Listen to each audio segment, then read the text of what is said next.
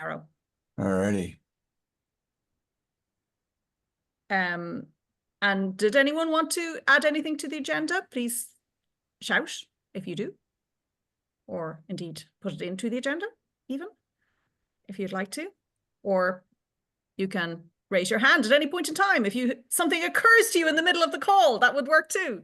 But I suppose there's two things I just wanted to share, which is that based on previous conversations, we had two folks to come along to share their input or whatever. So we have Moran Gruenpetter from Software Heritage coming along for the next call, so that's in 2 weeks' time, to share about the project that they're working on that I shared in the Slack called Radar, or the OSPO Radar, that they've just got funding from Sloan to pursue. So she'll be giving us an overview of their plans in 2 weeks' time. And then 2 weeks after that, in the next CHAOSScon, we had the long-awaited guys from the WIPO, the World IP organization, who will be coming to talk about the Global Innovation Index and what they're doing there. So just to give an update that they're scheduled now. And then I suppose we wanted to have a talk more about this Global Innovation Index. So for anyone who has not heard about this conversation before, very quick explainer is that this came about for me in Ireland because our national innovation strategy references the Global Innovation Index all over it. And it's one of their goals is to drive Ireland's place on the Global Innovation Index. And that is how they're deciding how to allocate research dollars in Ireland. So there's a new research centre strategy, and all the dollars will be allocated with the aim to drive this Global Innovation Index. And it dawned on me that it might be worthwhile looking to see if open source was mentioned in the Global Innovation Index or how it's referenced, because if the research dollars are to drive the Global Innovation Index, then you want to see what connection there is to open source in the middle. It turns out it's not referenced, and the Global Innovation Index is in fact run by the World IP Organization, who are obviously probably biased towards IP as opposed to as in proprietary IP and licensing that. Or at least that was our assumption. But we've heard since that they are open to the idea of open source, and they're talking about that. So that's why we're hoping to get them in to talk about that in the near future. But in the meantime, what we've done is we've taken a ChatGPT summary of the Global Innovation Index. I say that because, with all the warnings that implies. And we're just looking at some of the things that they measure in there. And we're going to have a discussion about how we think open source could show up and influence those measurements, even if it's not currently being measured, how it might be measured. So I'll pause there and see if anyone has any questions or if that makes sense as to where we're at. Mm-hmm. Yeah. Do you want to add anything, Angela? Yep, that drives with what we've talked about. And I think, well, no, so then the other addition that I think is out there is one of the questions that we get asked is the ROI on open source, and kind of thinking about this index in tandem with some of that ROI work. And then also thinking about Michael's here now, so he can talk to this, but the sort of discovery processes that like Michael has developed, or Jonathan Starr has developed, or that maybe GitHub has developed to discover open source projects and connecting them with the publications that James Howison and his team have just the publications database that James Howison and his team have just published to talk about sort of like the power and movement of open source software. So yes, the innovation index is one thing, the ROI conversation is another thing, and then the discovery process to innovation or movement of open source is sort of another thing. And we're trying to look at these threefold. So Patrick, the micro conference that you all did with Frank Nagel's colleague at Harvard, I don't know if everyone has that paper, but that sort of calculation would be sort of the economic calculation that we would be looking at in the economic evaluation or the ROI evaluation. That's an amazing paper. And we can add that in to the links in the reference docs as well. I also want to just add to Angela's comment there, because just in terms of as we think about the ways in which we can measure ROI, I'll just note one thing I didn't mention was that since I started looking at this, I have found out that Ireland has actually dropped off the Global Innovation Index altogether, because one of the actual critical measurement pieces was too expensive and we couldn't fund it locally. So I think someone somewhere has made a decision, or maybe not made a decision, just not funded one of the critical measurement pieces. And I suppose for me, that's just a sign to say that whatever is measured in the context of ROI for open source, it should be measured in a way that is affordable and accessible for people to have those measurements. So that's just a kind of a side comment, because I've only recently learned that we've dropped off the index. But anyway, but I think that's important. Okay. Well, and if you've dropped off, I mean, there are other nations that have dropped off too, and so maybe we're never in it. Yes. Yeah. So I guess that's a lot of what I think we can also learn from the folks from the WIPO. I don't know how you pronounce it. WIPO, WIPO. Anyway, but that organization will hopefully be able to share that with us. So as I mentioned, I had created this with ChatGPT. Again, warnings, buyer beware. I had created a kind of a summary of the Global Innovation Index. So this document kind of includes a little bit about what it is and how it's measured. And it broke down 3 areas about how open source research might impact the Global Innovation Index. The 3 areas was knowledge creation, knowledge impact, and knowledge diffusion. And in last week's call, we talked a little bit about knowledge creation. And in this week's call, we hope to be able to just cover knowledge impact and, if we can, knowledge diffusion, just to get a few thoughts down about these sort of things. And the goal behind this is for us to just have a think about what we think this either might or should measure, so that when the chap from WIPO comes and speaks to us, we'll have something to be able to discuss back with him, to maybe ask him questions about how some things might be measured. So that's the goal here. So if it's okay with everyone, maybe we'll just see what people think about this idea of knowledge impact. So this is what it usually measures. If you can read my screen here, labor productivity growth, I suppose manufacturing. So like I presume that's like actually producing physical goods on the back of knowledge. And then patent citations or spin-off companies are very specifically mentioned.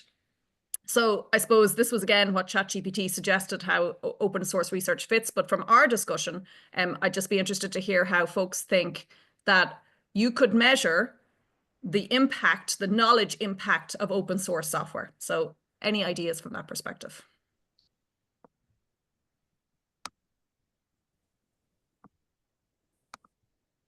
And I'm going to start off with spinouts based on open source projects.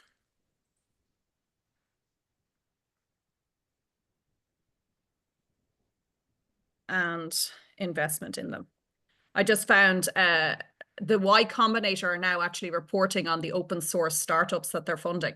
So I guess if they're open source startups, they must have projects associated with them. So for me, there must be a trail to actually measure that. Anyone else? Claire, one quick question, and apologies because obviously I know that you mentioned that you discussed the first part that was the knowledge creation in a previous meeting. Yes. But could I just see very quickly what you have? Yes. And sorry, I should have started that. So when these were the notes that were taken last time. So the focus here was patents. And there was an initial question as to whether or not open source software, we do have some. It was a follow-up area that we need to go into around whether or not or how patents relate to open source software. So if anyone has resources about explaining that, that would be great, because the understanding is that it doesn't necessarily, like there is a relationship, we just don't know really what it is.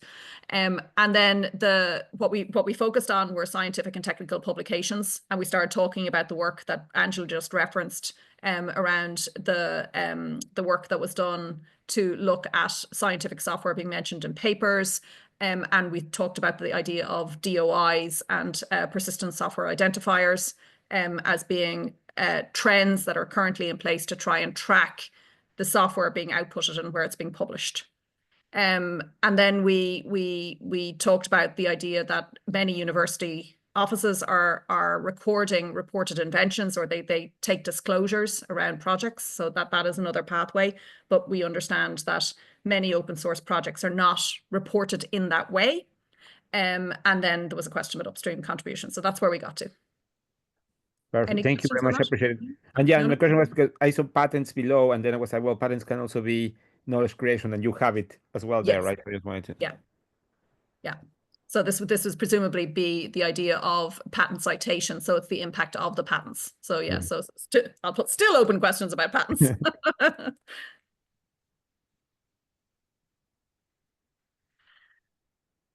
Anything else from that perspective in terms of knowledge impact?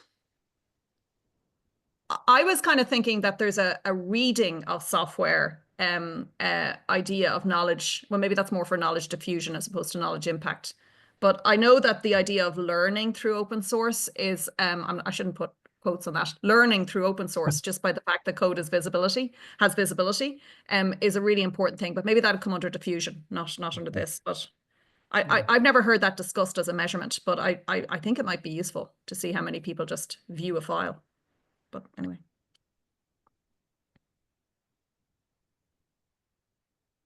So I don't know how, and I'm not sure because this would be like publications or things like that, like that are up there earlier. But outside of publications, is there some way that we, how do we measure open science? How are those measurements taken? Do we know? I'm not sure. I mean, I could share from just my experience working with life sciences. There's an ethic in those research communities around sharing data, and that naturally creates open science. So for example, all of the sequencing of genomes the last 30 years wouldn't have been possible if the people who did the golden path, the human genome, hadn't opened that data up for scholars in bovine genetics and porcine genetics to use that golden path for gene sequence comparison. So like, I know it's huge in life sciences beyond software. I don't know where else it has taken hold. I'll also note that certainly in Europe, there was a European index around open data in the more general sense, and because there was a mandate for every country in Europe to actually have an open data repository. It was very focused on government data as well, but I don't know of any particular measurement that specifically looks at open data from a research or open science context. But yeah, that's a really interesting one.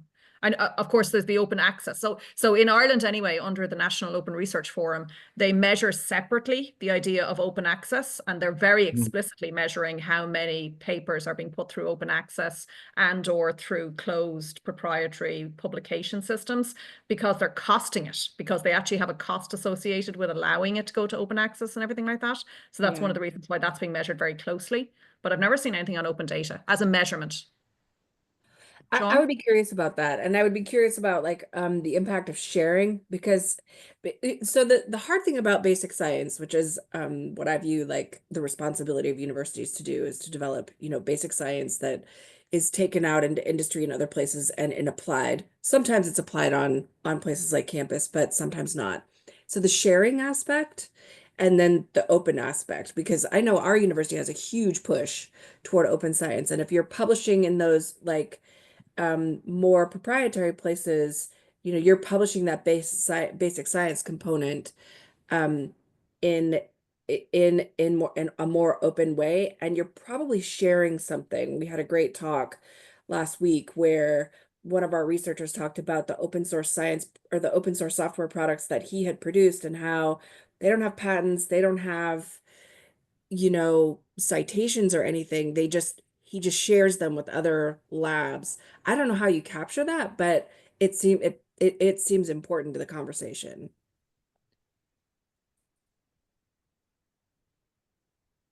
I know how you capture the software distribution data. It's a question of whether or not you do, and most people don't. A lot of academics historically have just used downloads from a website. You can also use clones but you have to be routinely collecting that data from the platform like GitHub or GitLab because it only lasts 2 weeks. Wow. Was that the forms, was it? That's the, what's the question, Claire?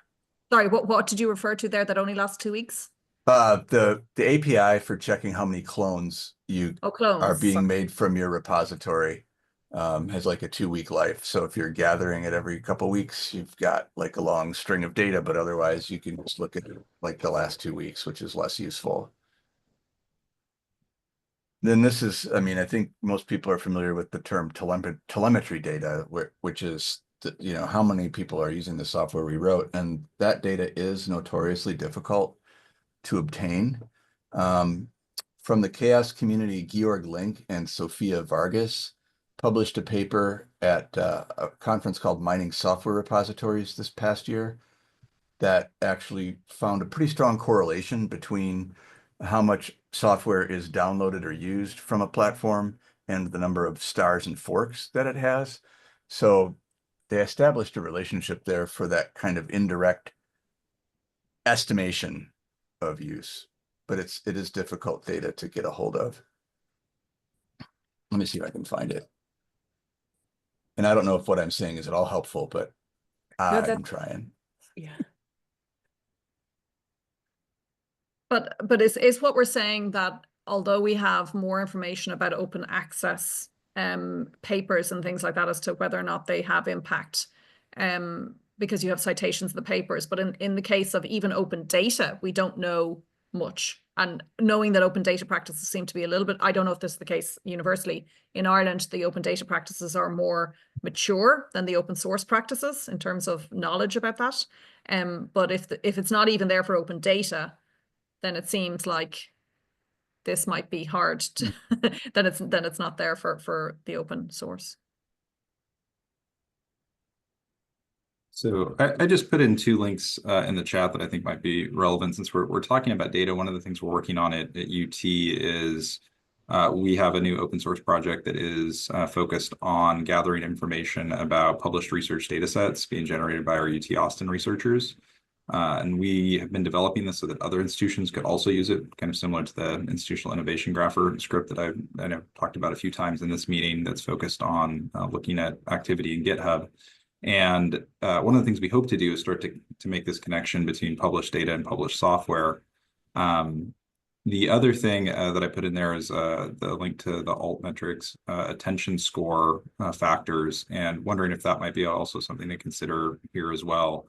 Looking at how much attention different open source projects might be getting through different media channels and social media sites. Oh, yeah.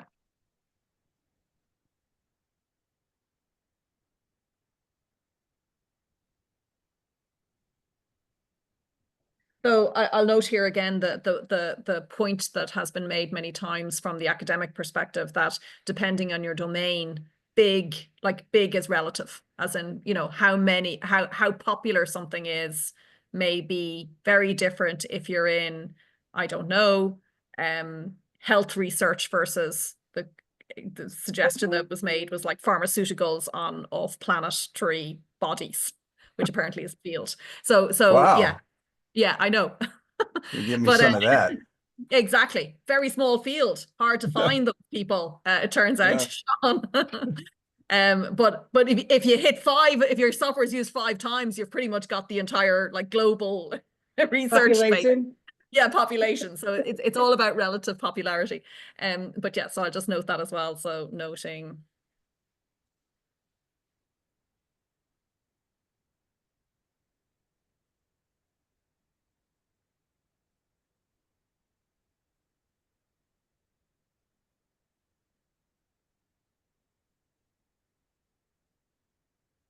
Okay, and we'll take all the notes from the chat and put them in there. But anything else from that perspective, or is that good from a discussion around the impact? It's interesting because I think like a lot of what we've discussed here is actually goes into the diffusion piece, because I mean the talk about the reuse or how many people are actually using it is more really of a diffusion kind of discussion, really, isn't it? In terms of when it talks about here. They're talking about they have a very specific way of discussing diffusion here, which suggests that it's actually diffusion from the country, actually. I think that's what that means. So it may mean something very different. So I think that I think this is interesting, because I actually think that what they seem to be implying from what I'm reading here is that when they talk about knowledge impact and knowledge diffusion, they're talking about impact of the research in the country versus diffusion outside the national boundaries. I'm just thinking, I'm wondering, is that what they mean here? Because that would make sense in the Global Innovation Index being a national measurement, if you get my gist. So that may be what this means here. So we should check that. Look, I mean, given those indicators, looks like that's what they might be doing, right? It's peculiar because obviously it's not really measuring knowledge, right? I was thinking, someone mentioned before, citations will be one, right? Like how you mentioned, if that's spreading, right? Or what you mentioned, Claire, in terms of learning, right? Activities, and clearly they are not there. So it does look like it's more like just an economic kind of perspective, like or a national accounts kind of perspective of how you are exporting, more than diffusion, exporting products. But yeah, that would be interesting to dig more. Well, I do think that in the context of the conversations that are happening at the moment in Europe are very tied to this idea of digital sovereignty. And, actually open source is being heralded as a way to achieve digital sovereignty, or being associated with that. But there is this idea of national investment and national impact that seems to be certainly prevalent in those conversations, more so than I would have heard previously in discussions about open source. So I'll just put that in as well. Is there? Well, one other thing that occurs to me, if we're talking about the difference between diffusion and impact, looking at some of these metrics that we just discussed, if we're thinking about forks, I can imagine maybe number of forks being a way to assess diffusion, but how those forked projects are then being adopted themselves, looking at the metrics for the forked projects, could be a way of assessing impact, perhaps. Say that again, how the projects are adopted? Right. So, I mean, if somebody makes a fork of a project and then it doesn't, have many stars, it doesn't have forks itself of that project, right? I mean, I think if we're looking at the metrics for the derivative projects, that could be a way to assess the impact of the original project from which it was forked. Or have we seen anything like that where there's been a kind of a derivative measurement? I've not seen anything about that. No. Yeah, these are all things that we're hoping to integrate into that institutional innovation grapher project. I say Michael. Yeah. Yeah. Solve it Just for us, share and it then with we'll us, be that's happy. all. Yeah. I'll put a smiley. I'll put a smiley.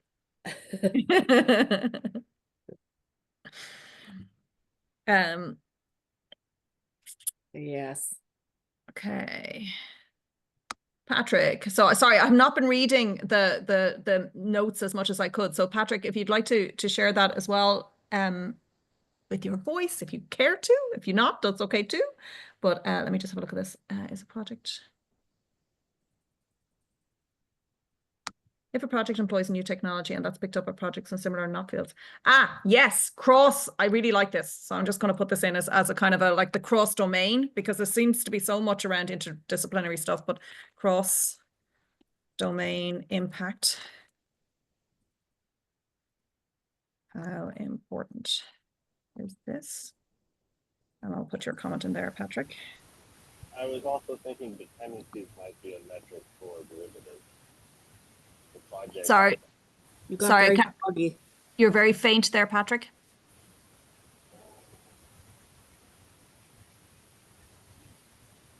Any better? Dependencies.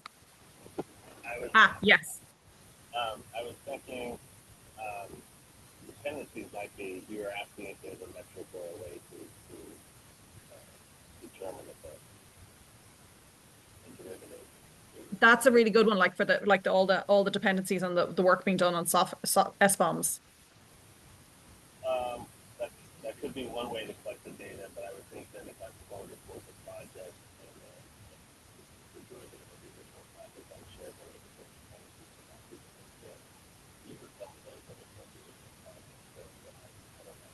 We can barely You're- hear you, Patrick. Is there something with your mic? Your microphone's definitely very bad. That feels Is like that better? yes, it wasn't plugged in. I was in the wrong port. Hardware Sorry issue. about that. Okay, go ahead. ID10T bug. I was thinking that if a project was a derivative, it might share common dependencies, or even some of the work of the original project might be dependencies of that project. That might be one way of calculating or providing a metric.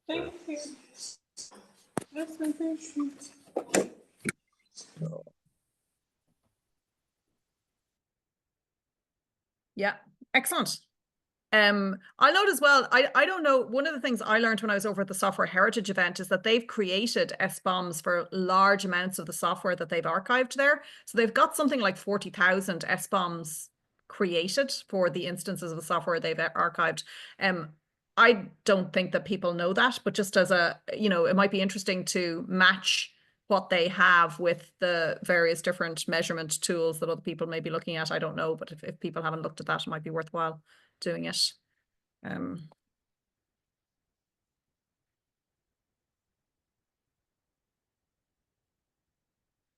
Okay. Anything else about, I'm really now that we've brought up this idea of national boundaries and impact in national boundaries versus outside national boundaries. Has anyone been doing any kind of national recording? Like I'm like I guess I mean in terms of the origin of some of the software that's happening in scientific software. I'll note that the GitHub, that the GitHub, what's it called, where they do all the analysis reports. I can't remember what it's called. Innovation Graph. Have you seen the GitHub's Innovation Graph? And they actually provided the number of contributions by country. And I thought that one of the problems with that, of course, was that they were showing it by country, not by, say, per capita, which actually, when you actually looked at Ireland per capita, we were quite high, but we didn't appear anywhere on the country list because, of course, we're a very small country. But the per capita view actually really showed, the fact that there was a lot of contributions coming per capita from Ireland. And I'm thinking about the same kind of thing from a university perspective or from an institution perspective. Anyone doing an actual, like, even if we think about boundaries not just being national but institutional, is anyone doing a kind of a per researcher measurement as opposed to just a, like, standard how many projects are coming from this particular university?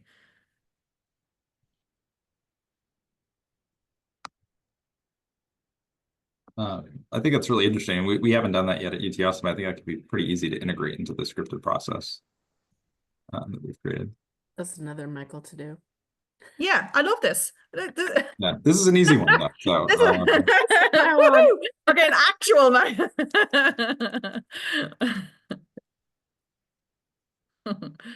All right.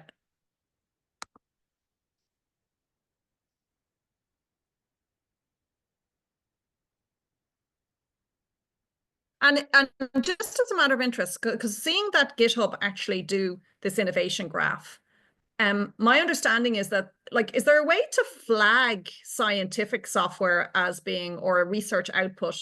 Is anyone doing that where they're flagging it as separate to, say, other open source projects? Like, is anyone able to, like, is there a way to kind of tag software of a particular type in GitHub?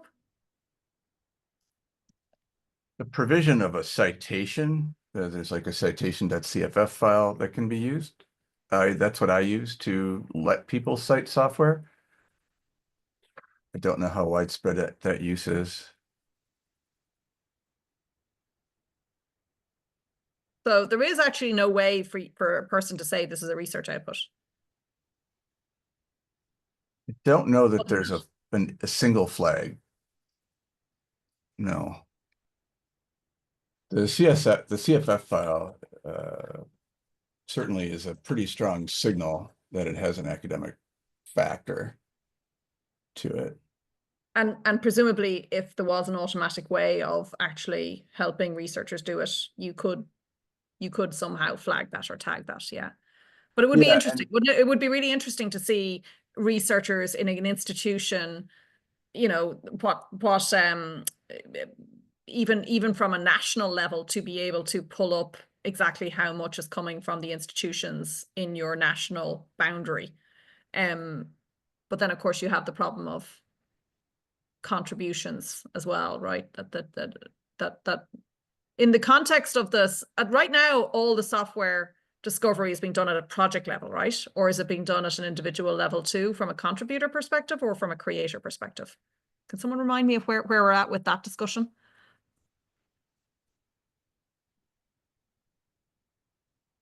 CHAOSS tools tend to focus on the repo. Yeah. As a unit of analysis. I also mentioned in chat that another thing that scientists are doing is, and researchers are doing, is putting their orc ID can be associated directly with your GitHub account now, so that makes things a little bit easier to find as well.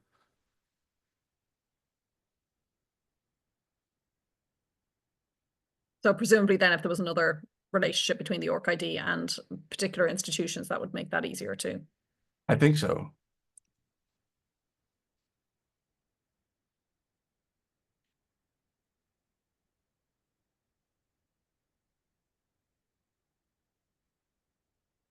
Because I'm kind of thinking, like, in particular, so noting this trend in Ireland, if there was a magical way to pull up all the, you know, software that's produced as part of the funding, that like you could associate it with actual funding pathways, then that would be a really nice way to be able to generate this.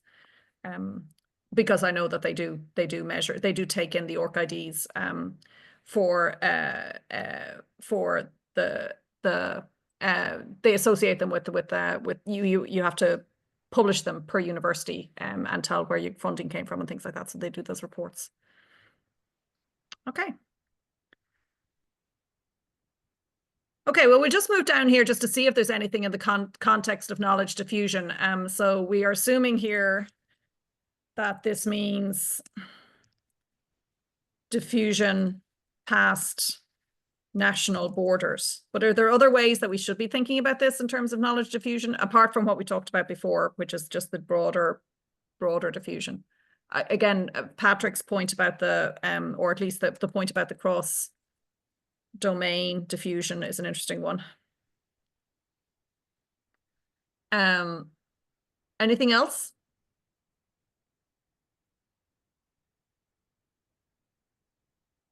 I wonder, is there something about like the reusability across languages and things like that, like accessibility? I mean, for me, one of the things that I think is of note, again, in Europe, it's a big challenge that some of the software doesn't have any documentation in English. So you have these massive repositories where even though the code might be in English, sometimes the documentation isn't, and that can be a real challenge. So I'm just wondering if there's would it be worthwhile thinking about that? I'm thinking about this now back to the whole UN SDG thing as well. Like this whole idea of accessibility of projects probably has a tie to their ability to diffuse beyond certain cohorts. But I don't know if there's any other things to put in there as well. I might just mention it.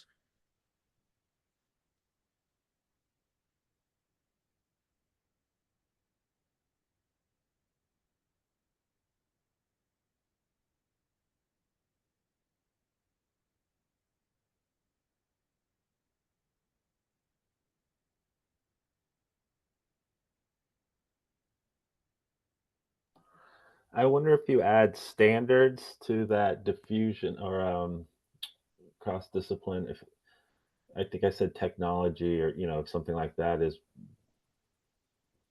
and this could apply to data or integration protocols, or if through some work a project has an interface or a data schema or I don't know, something that becomes sort of a discipline specific standard. That might be, I don't know how you measure that, but that might be an attribute that indicates that original work is diffused into the discipline. Question mark. Yeah.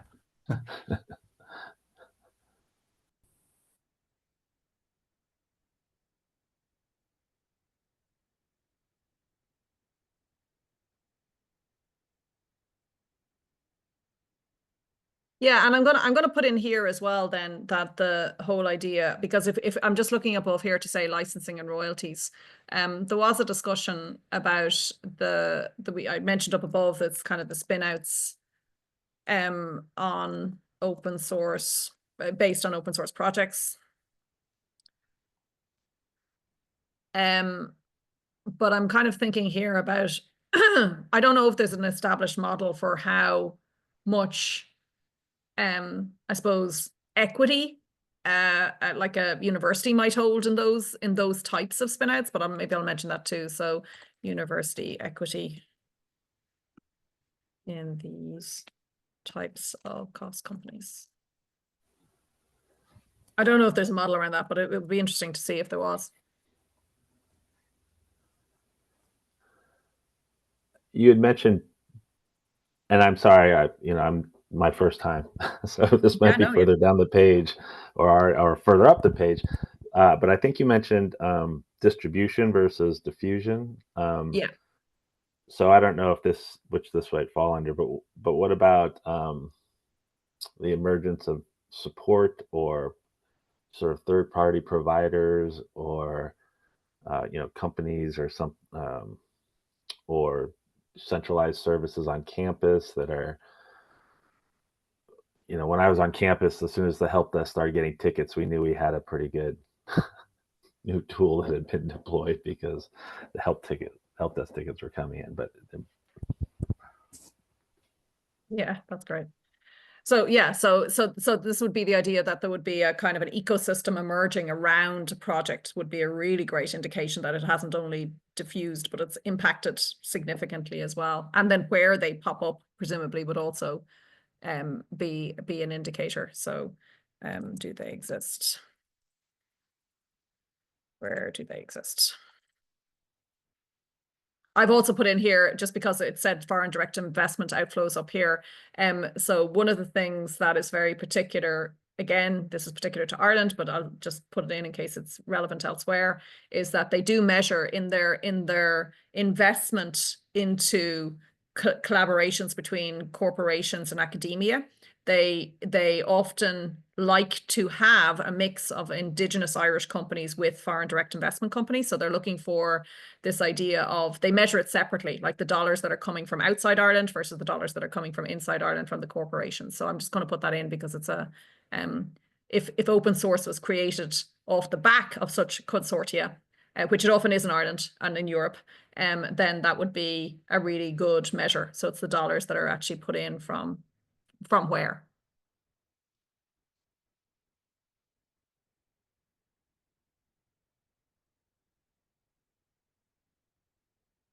Okay.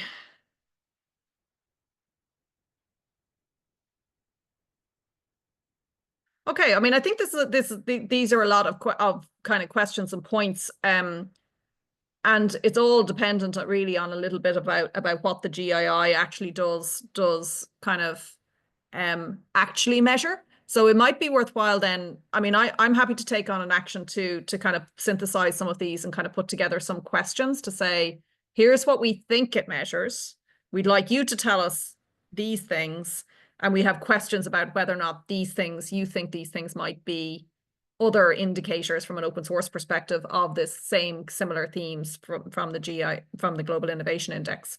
So I might put that up top and maybe share that and see if people asynchronously want to add into that. Would that be okay with folks as a next step for this? Again, this is really just in prep for our general information that's coming to us in 2 calls time from the guy from the WIPO organization.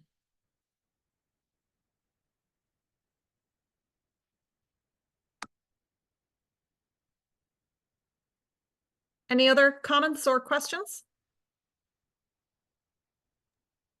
I'm hesitant to jump in because I have a different slant, but this is rubbing me a little bit the wrong way. Maybe I just don't understand the point of it.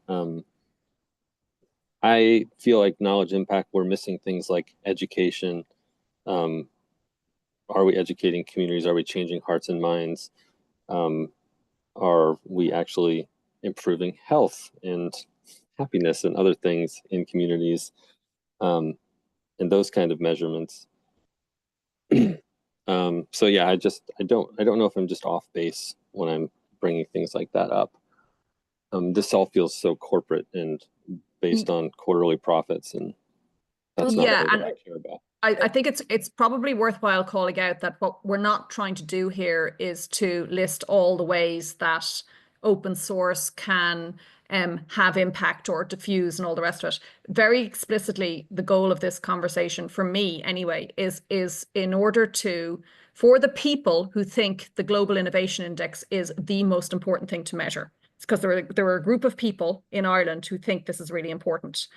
And I want to be able to frame the discussion in a way that resonates with them so that they think, oh, I see how you would impact this Global Innovation Index. So it's very explicitly trying to talk to the people who care about the Global Innovation Index in language that they understand so that they are more likely to allocate dollars to open source outputs. That's my goal with this, David, which is a very small subset of all the ways that open source could be impactful, if you get my gist. It's just a framing of it for them in order to be relevant in the discussions where they say, so that they don't come back with a, well, why would I do that? Because this open source stuff has nothing got to do with Global Innovation Index, and my goal is to drive the Global Innovation Index. That's what the risk is.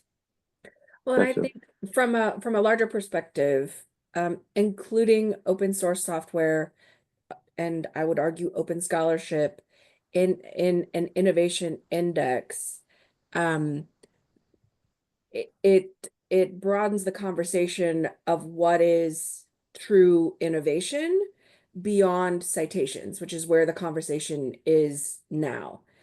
And I think these indices are typically, exercises in counting so that you get a base level of data and a warehouse of things that contribute to innovation. That's the goal. Yes, to Claire's point, to garner investment in the right things, but also to sort of give an account to what actually contributes to innovation.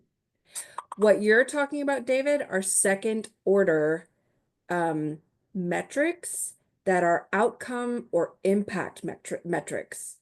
In order to make those kinds of arguments, you have to have some sort of causal construction, a model, a causality argument for how these things would have those ultimate outcomes.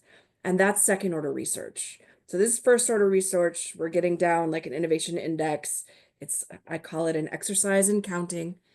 And that second order research is what tags onto this, but laying out this baseline is what allows for us to argue that because there is this baseline, because open source is part of it, we can then say, and I want to use this index to get to that second order research. So that's another funding mechanism that we would be going after to make those causal arguments or correlation arguments. As a social scientist, I'm very weary of the word causal. But so this all goes hand in hand, but there's an order of operations here. We're at the base. The counting. Awesome. Thanks for that. That clears it up for me. One other thing, and I don't know if this deserves a point here or not, is when we talk about open data and open source software, there's almost a reverse metric right now where data is being removed either because somebody wants to shut it down and put it behind a firewall to make more money off of it, or because a government wants to remove it for the current reasons, whatever reasons. I don't know, like, to me, that's obviously going to stifle innovation. I don't know how to measure that. Obviously, there was some direct measurement is if a research was dependent on a data set and that data set is removed, that is, hurting innovation. I don't know how to measure or capture that, if that's something that the IP people would care about. It would be useful if we can show on the screen all the metrics that are in the Innovation Index for those who are not familiar, because that will give you some good picture of where David, where we could try to make a case for that. They have institutional and they have different things, so that could affect that. But I don't know. I have the I don't have it here, Cesar, and it was difficult to get a level of detail on that, but perhaps it may be in one of their other documents. So if you yeah. can If you want, see it. if you want me to share very quickly, I can. Oh yeah, work away. Let me. So this is how it looks.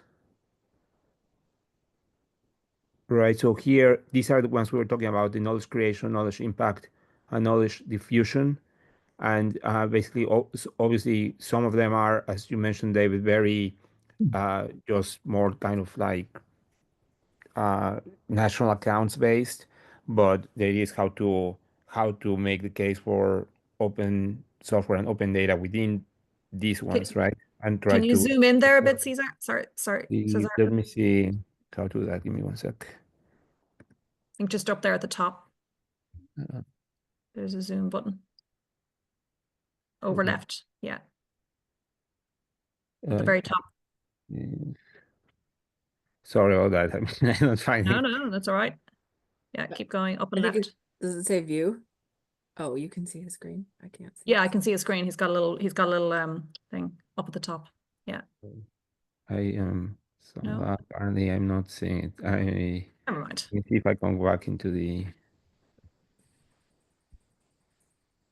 Oh, that Maybe one. if you, I think that's a Oh, here. Okay. yeah, Yes.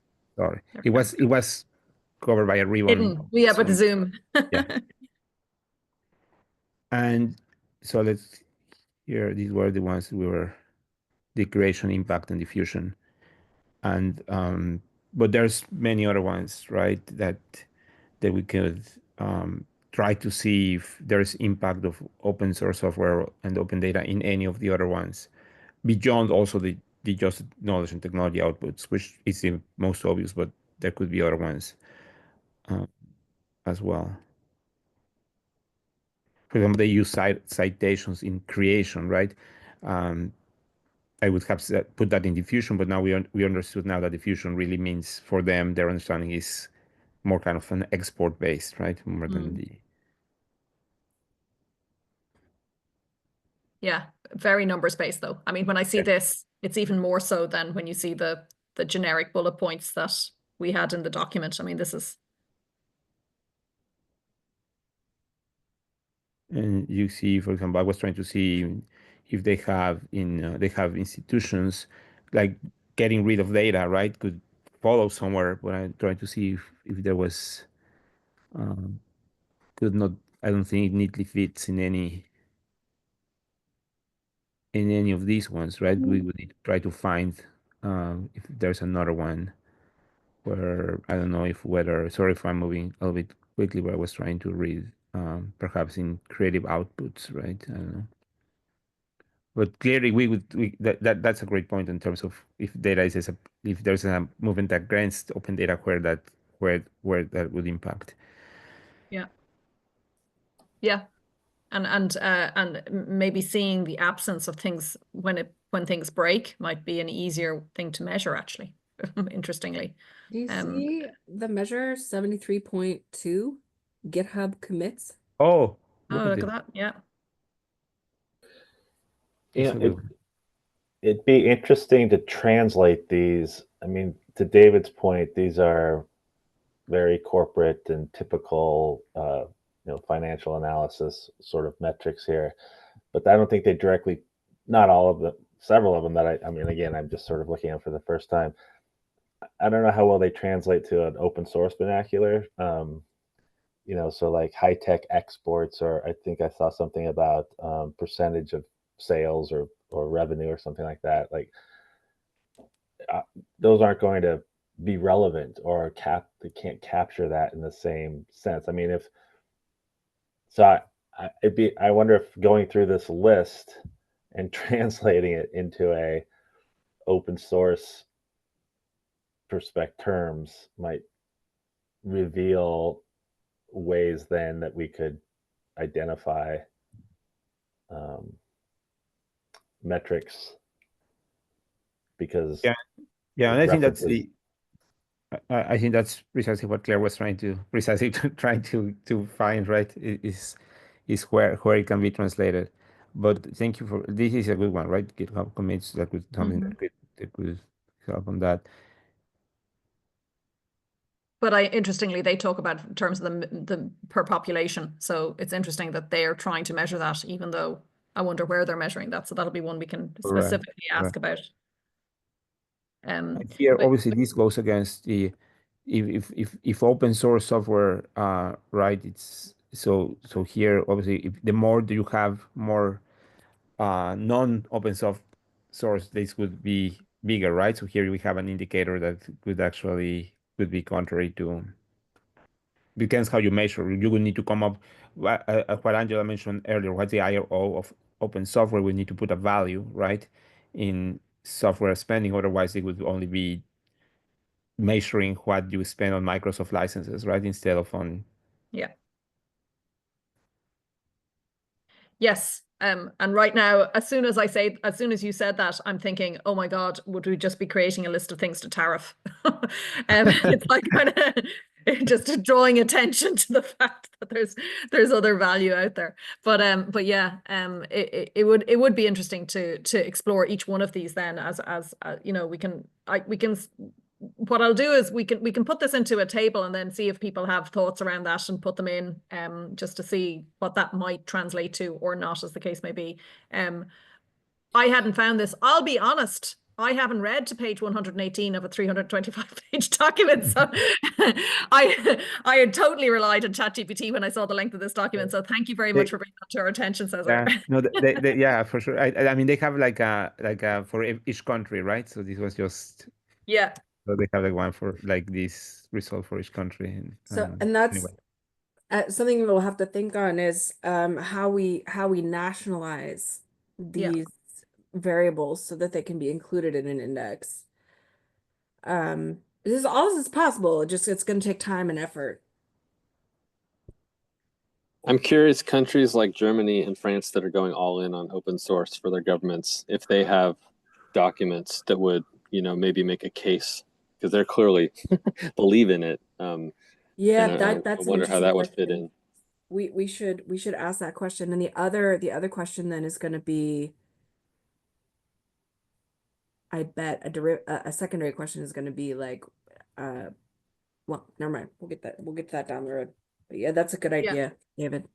I'll note those. I also noticed that we have very surprisingly come up on time because we were bits away from it and then suddenly it's on time. So I know that folks have other calls to go to, and I also know that this call may be used in other places, so we'll need to wrap up this Zoom link. So thank you so much for all of that, and thank you. Can you share the link to that, Cesar, as well? Yes, just to make absolutely. sure the same document. Let me do that.